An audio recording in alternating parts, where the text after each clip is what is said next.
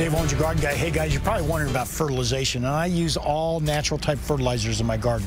Real important that we stimulate what we call microbiotic activity in the soil.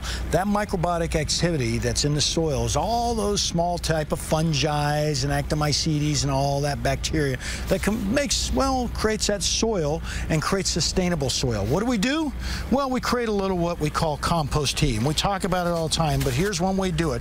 We just take a bubbler box. I got this on Amazon for about $7 or $8. It's basically, run by a couple D-cell batteries. And you can see down inside here that the actual bubbles that are created what we call an aerobic type situation. That aerobic compost tea is the ideal situation for feeding what we call that microbial activity. The other thing we have in here is a little bit of actual compost in a small bag. You can see it right there. That compost is really the magic to really creating great gardens. In fact, take a look at our garden. It speaks for itself. We spray this compost tea on our garden on a regular basis. What's that mean? About every 3 to 5 days is the ideal situation. Early in the morning, but my favorite time is late in the evening. By putting it on the leaves, that compost tea is not only laying on the leaves and protecting it from any type of pest activity or disease activity, but it's being absorbed through the stomata of the leaf, creating what we call a highly sustainable, what we call bioactivity or biodiverse garden. In fact, take a look, you can see what it looks like.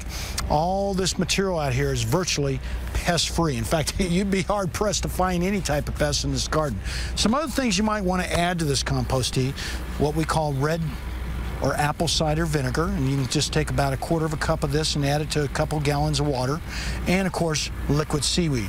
Both of these have a lot of trace elements in it.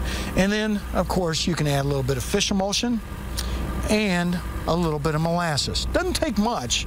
The molasses feeds those microorganisms in the soil. The fish emulsion has a fairly high nitrogen content type fertilizer in it. Smells a little bit, but if you got an insect infestation, it actually drives the insects off. Last but not least, if you got an ant problem, you might want to mix a little bit of compost tea with what we call orange oil. In fact, about 1/4 cup of orange oil mixed with something like you're looking at about 2 gallons of compost tea poured right on those ant mounds, gets rid of them real quickly. But remember one thing, you can just go with straight compost tea and it works out great, is what we call a foliar fertilizer. Easy to use, and it really does a great job at creating what we call sustainable environments.